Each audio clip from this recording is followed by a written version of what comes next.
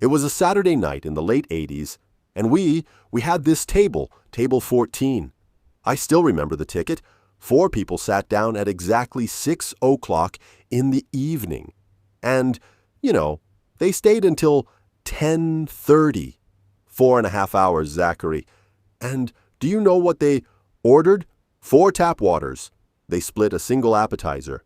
They shared 2 entrees, and then they asked for 6 free bread baskets, 18 refills of their water, 12 lemons, and 7 sides of ranch dressing.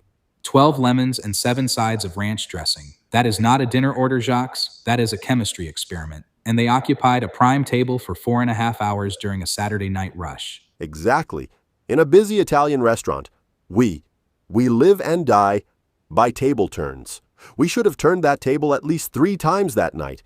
But because table 14 was camping, we had to turn away 22 waiting guests. I watched them walk out the door. Our manager, though, he would not let us do anything. Our accountant later calculated that we lost nearly $2,000 in potential revenue from that one table alone. $2,000? That is a massive loss for a single evening. What was the manager thinking? Surely he could see the queue forming at the front door? Oh, he saw it. But he gathered the staff in the kitchen and gave us this grand motivational speech. He said, and I quote, "Hospitality means never making a guest uncomfortable." He actually stood there, smiling while the floor was burning. The servers were making next to nothing in tips. The kitchen was throwing away prep food, and the dishwasher was literally working through 2 full shifts. It was madness. He was prioritizing a performative standard of comfort over the actual survival of the business. It is a completely unsustainable model. It got worse. At 10 o'clock, 40 minutes after the kitchen had completely closed and we had turned off the grills, the guests at table 14 asked to see the dessert menus. The pastry chef was already in his car, ready to go home.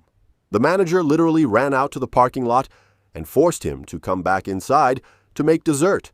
When they finally left at 10:30, they left an $11 tip on a $42 bill. The manager walked into the kitchen, clapped his hands, and said, "See, customer service wins again."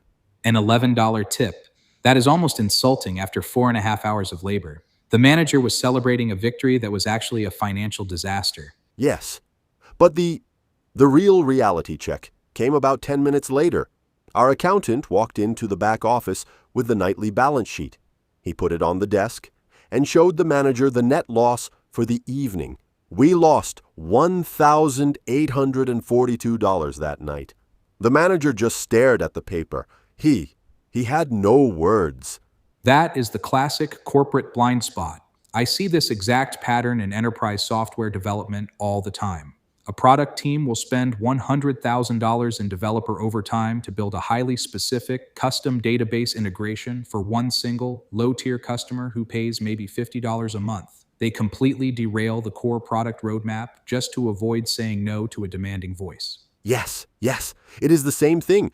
You think you are being helpful, but you are actually letting one squeaky wheel run off with the entire carriage. Precisely. It is a failure of governance. When an organization values performative politeness over structural health, they are no longer running a business. They are subsidizing a very expensive hobby for their most difficult clients. In the kitchen, we used to say, there are always 2 recipes you have to follow. There is the food recipe, which keeps the customers happy, and then there is the management recipe, which keeps the lights on. If you focus so much on the food recipe that you forget to measure the cost of the ingredients, you will eventually find yourself cooking in the dark. That is the Club Genius lesson for today. You have to protect the system that allows you to serve people in the first place. That is a perfect place to leave it. Excellent reminder, Jacques. I will see you next time.